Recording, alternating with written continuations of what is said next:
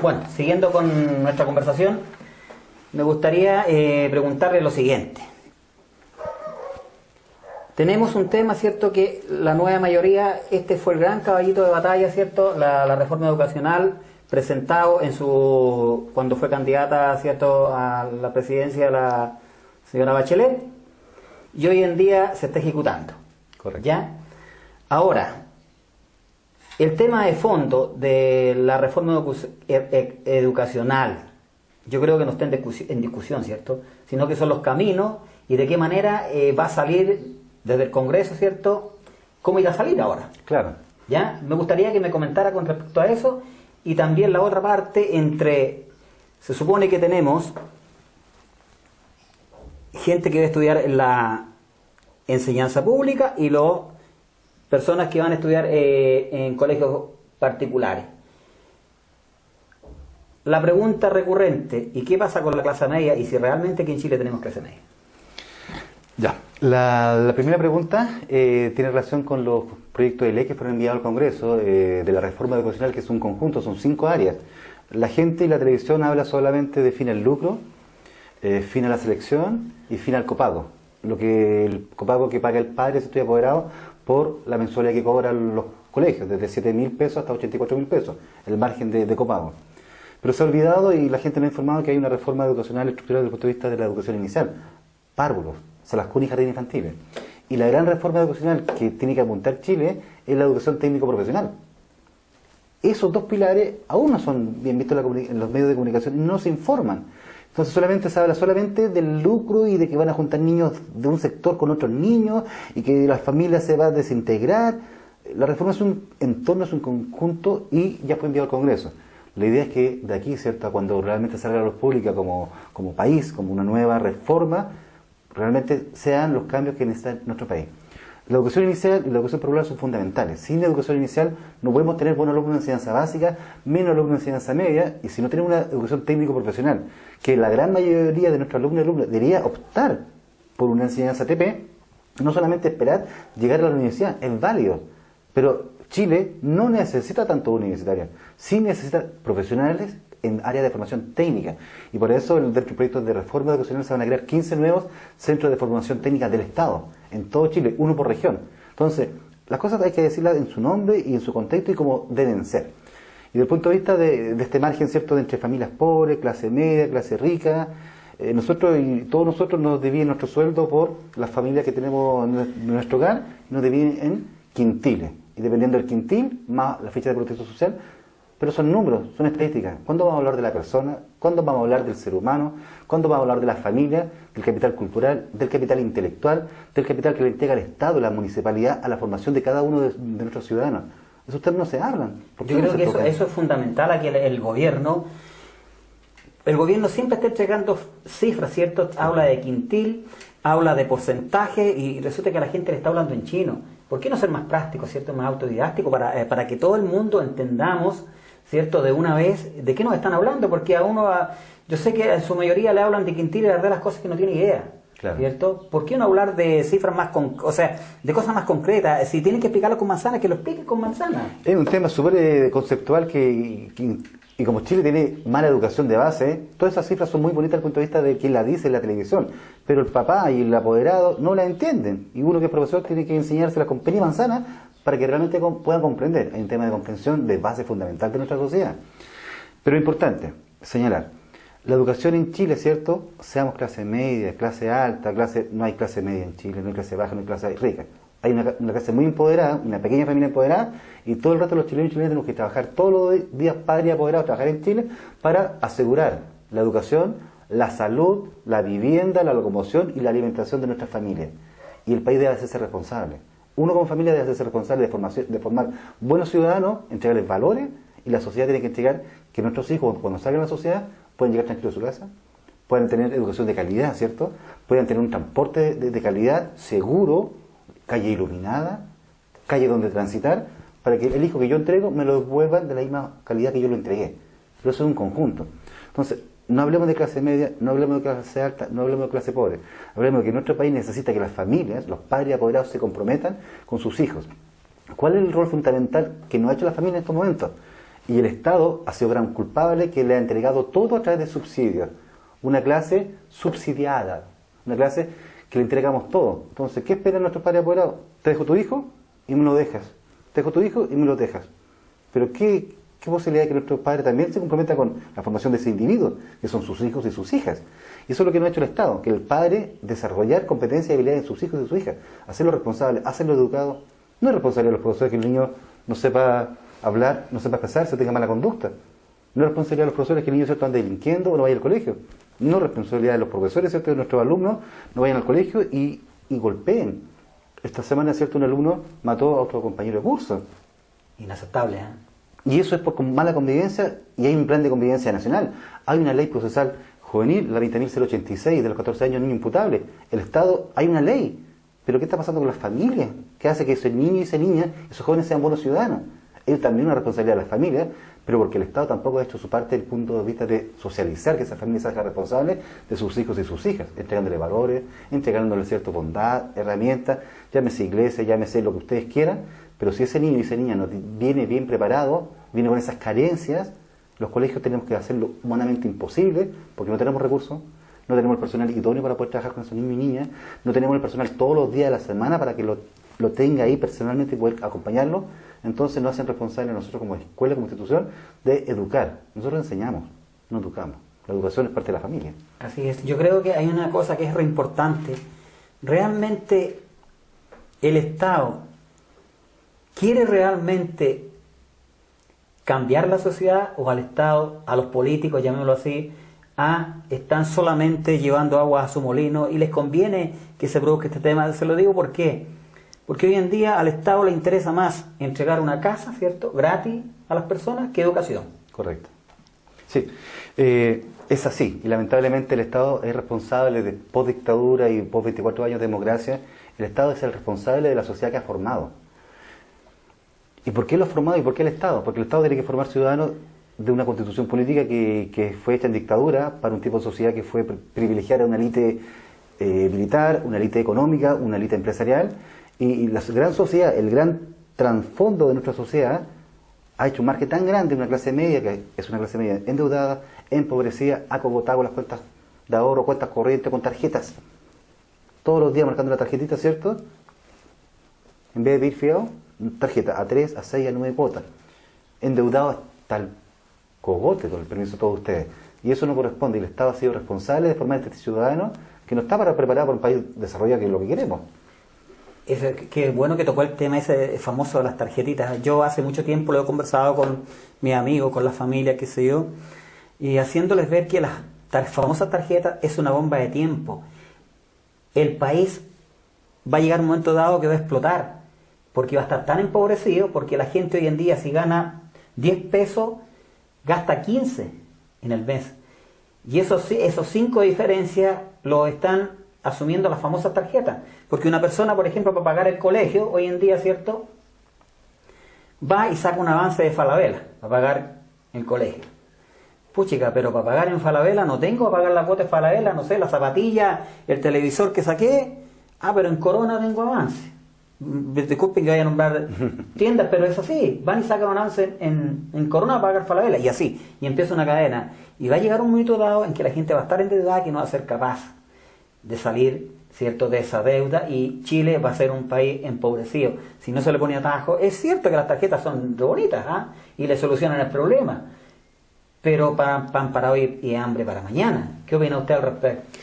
Es un poco el comercial de las tarjetitas o de los abuelitos que están en su gloria, o sea, jubilación, como su nombre lo dice, que las casas de compensación le otorgan crédito, ¿cierto?, a un 300% de interés, y están prácticamente pagando la mitad de su pensión en la tarjeta de una casa de ahorro, una casa, ¿cierto?, cooperativa, como ustedes lo llaman. El Estado no se ha hecho responsable tampoco. El Estado ha dejado que el libre neoliberalismo en nuestro país se desarrolle, que el libre mercantilismo se desarrolle, que el lucro se desarrolle, y el Estado mirando y entregando casas, entregando luz, casas en deuda, dinámicas en deuda, luz, agua, y el Estado ha entregado, pero el comercio ha quitado. El Estado entrega un poquitito y el comercio quita todo lo que debería no quitar. Necesitamos un Estado que regule, y para eso necesitamos un cambio en la constitución política en Chile. Yo creo que es fundamental ahí, si no, no sacamos nada, ¿cierto? Con maquillarnos, hacernos liposucción, pero si tenemos el alma y el corazón malo, la verdad las cosas es que no vamos a llegar a ninguna parte, y eso es fundamental, que el Estado, ¿cierto?, regule. Ahora, ¿cuál es el factor en el cual el profesor incide en esta reforma educacional? Ya, fundamentalmente. En colegios privados, ustedes muy bien lo saben, ¿cierto?, que a los profesores les pagan mucho alto sueldo, mucho más que un colegio subvencionado o municipal. Le pagan, ¿cierto?, por su experiencia, por su grado y por los años también que está trabajando en el colegio privado. En el colegio subvencionado, a un profesor le pagan lo mismo que un colegio municipalizado. Exactamente lo igual, porque el sostenido recibe la subvención del Estado y con esos sueldos le paga al profesor. Los mismos beneficios que tiene un profesor subvencionado, tiene un profesor municipalizado. La única diferencia es que el estatuto docente permite que el profesor municipalizado tenga algunos beneficios y pueda optar. Bienios, perfeccionamiento docente, carreras docentes, ¿cierto? Pero eso no te garantiza que efectivamente seamos buenos profesores, ni privados, ni subvencionados, ni municipalizados. El último estudio señala que uno de los 18 colegios en Chile que tiene mejor educación es el Colegio Castel Gandolfo en Padre Hurtado, donde yo trabajé 5 años. Y esa escuela era una escuela particular privada y después pasó a ser una escuela particular subvencionada. Y los alumnos eran alumnos de Padre Hurtado, alumnos de la Ciudad Satélite, alumnos de Maipú, alumnos de Estación Central. Eran niños y niñas que podían pagar una pequeña parte de una subvención que eran 10.000 pesos, 5 años atrás. Poquito. Pero eran alumnos que querían estudiar en ese colegio porque sabían que había buena educación y los profesores tenían muy alto compromiso con la educación de esos niños. Si lo vemos a nivel municipalizado y la gran diferencia o la gran brecha que hay entre resultados privados, subvencionados y municipalizados, es porque nuestros profesores, ¿cierto?, están acogotados con un estatuto docente que no les permite, ¿cierto?, tener tiempo para poder planificar, tiempo para poder preparar las clases, tiempo para poder reflexionar sobre el aprendizaje de cada uno de nuestros niños y niños, y solamente el Estado lo exige. Te contrato tantas horas, entrega la clase y tienes muy poquitas horas para poder preparar, planificar o revisar tus propias prácticas pedagógicas. Y lo otro que nos ha tocado acá, que la formación continua, el Estado ha dejado a un lado. La municipalidad de Melipilla y la municipalidad en general de Chile han dejado de un lado la formación continua de los profesores. ¿Por qué razón? No porque lo quiera hacer el alcalde, los concejales o la gerenta, es porque es tan pocos los recursos que llegan que alcanzan solamente a pagar los sueldos y a pagar los temas de infraestructura, luz, agua, ¿cierto?, alimentación, mantención, y no alcanza. Entonces, responsabilizamos al municipio, responsabilizamos, ¿cierto?, a la autoridad y no corresponde porque los recursos son del Estado y los municipios tienen que trabajar con pequeños migajas que entrega el Estado por asistencia, ni siquiera es por matrícula, porque si fuese por matrícula tendríamos recursos duros establecidos día a día y no como esta cosa media rara que entre subvención, que llega, que no llega, le ponemos la ISEP, vulnerable, hacemos un paquete completo y con eso tratamos de mejorar. No. Aquí necesitamos profesores que tengan formación continua, tiempo para poder planificar, tiempo para poder desarrollar sus clases, tiempo para reflexionar si mi clase está bien o está mal. Y equipos directivos que sean obviamente idóneos para poder trabajar con sus profesores. En su conjunto, el pilar fundamental, el Estado es hacerse responsable y los profesores y profesoras comprometidos con la educación de sus hijos y sus hijas. Un profesor comprometido vale mucho más que un profesor de un colegio privado. Un profesor comprometido vale mucho más que cualquier profesional que tenemos en Chile. Cuando un profesor está comprometido y un colega está comprometido con lo que está haciendo él con sus niños y su niña, va a tener buenos resultados. Cuando ese hijo y esa hija está comprometido con ese profesor y hay un vínculo y hay un gancho fuertemente, podemos sacar hasta adelante. ¿De acuerdo con la evaluación de los profesores? De acuerdo. Yo soy una de las personas que pienso que el estatuto docente debería terminarse y que la evaluación de los profesores debería hacerse más todavía y todavía mucho más. No tenemos los equipos directivos, aparte de la evaluación que hacemos interna, por gratificaciones o observaciones directamente del trabajo, pero eso es un tema burocrático. Nosotros evaluamos todos los días a los alumnos, todos los días evaluamos desde que nacen, ¿cierto?, a que salen del colegio, evaluamos constantemente a sus hijos. Y nosotros no tenemos que evaluar todos los días también. En la evaluación, al ser hecha por los pares, ¿cree que es lo más justo o debiera haber un ente, por ejemplo, un instituto, universitario, por ejemplo, o que las universidades se hicieran cargo de lo que es la evaluación de los profesores, tanto de los prebásicos, básicos, medio y universitarios? Actualmente la ley de estatuto docente y la ley de reforma educacional impulsada en periodo GEC, ¿ya? Efectivamente el Estado, universidades o corporaciones a través de la ATE evalúan a los profesionales en su aula cuando hacen su trabajo de evaluación. Son evaluados por la institución, por el Estado, Estado entre comillas, porque el Estado no tiene ningún profesor contratado. los tienen contratados las corporaciones, los DAEM. Decimos Ministerio de Educación, pero no existe Ministerio de Educación para los profesores, no hay este vínculo contractual o pecuniario. ¿Será una falta, una falla eso? Es una falla, es una falencia gravísima que los profesores no seamos parte del Estado. Debemos ser funcionarios del Estado de Chile, no de un municipio, o no de un DAEM, o no de una corporación privada. Deberíamos ser funcionarios del Estado.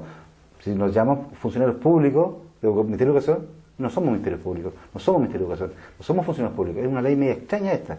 Y el profesor debe ser evaluado constantemente. Pero un profesor evaluado significa que debe tener herramientas, formación continua, experticia en un área de formación continua relacionada con su asignatura, una especialidad, un posgrado, ¿cierto? Un pregrado y un posgrado, y capacitación continua y permanente.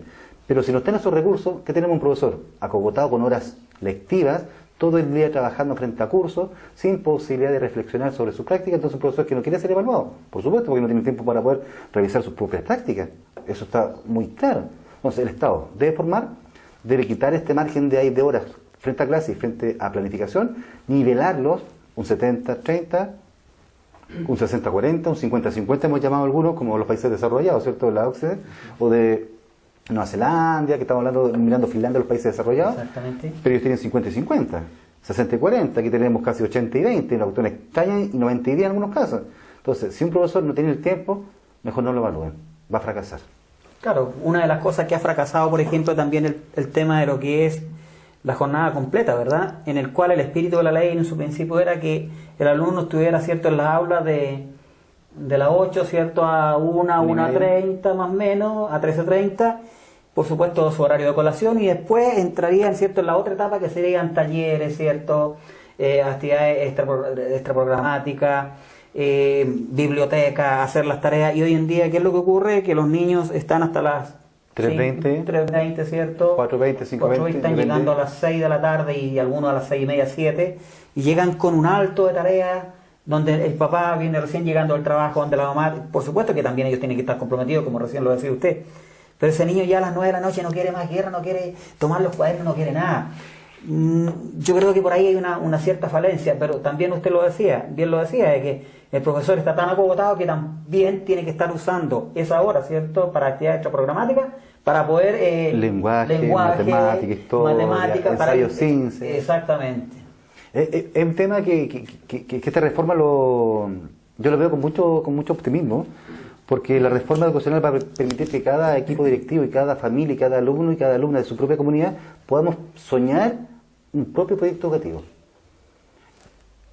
La reforma, ¿cierto?, nos va a dar la posibilidad de que nuestros sueños, nuestras aspiraciones como profesores se cumplan en la medida que los apoderados cumplan, también los niños también cumplan. Ayer tuve una supervisión del Ministerio de Educación en mi escuela y me preguntaban a mí cuál es mi sueño como inspector.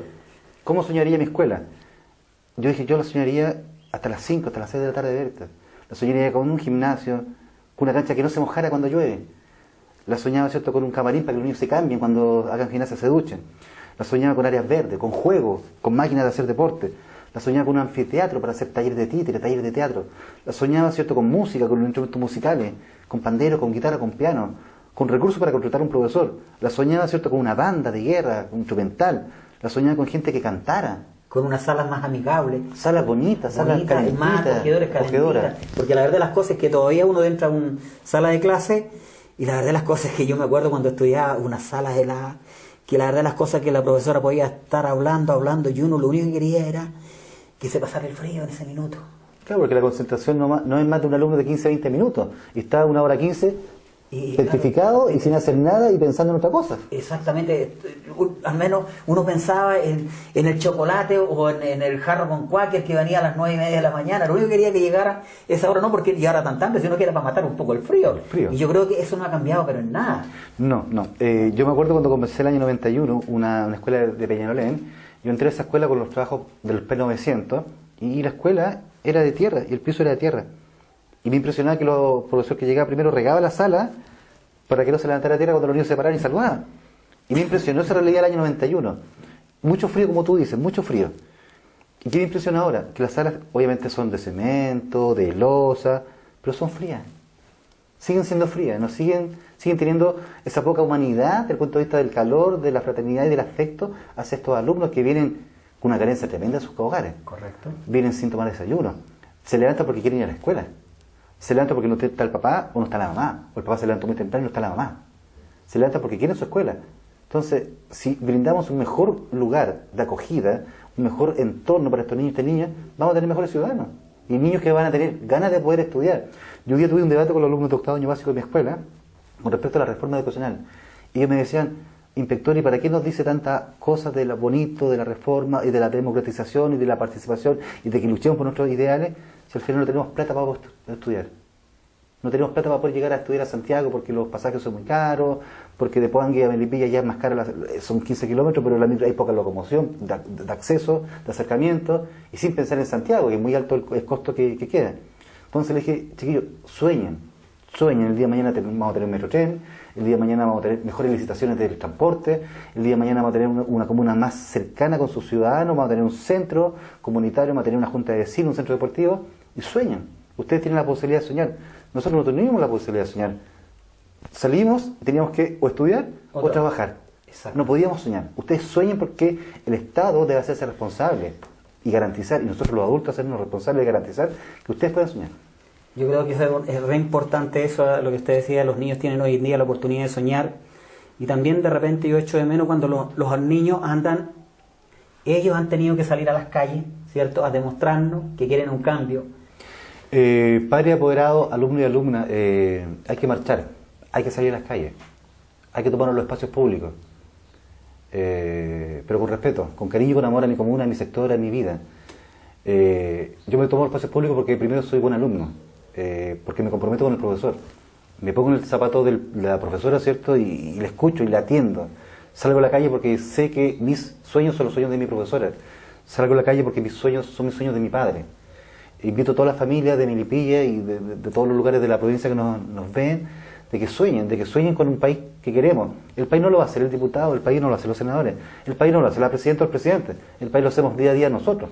Todos los días construimos un mejor país, y la mejor manera de construir un mejor país, que nos comprometamos con los cambios que queremos, una nueva constitución.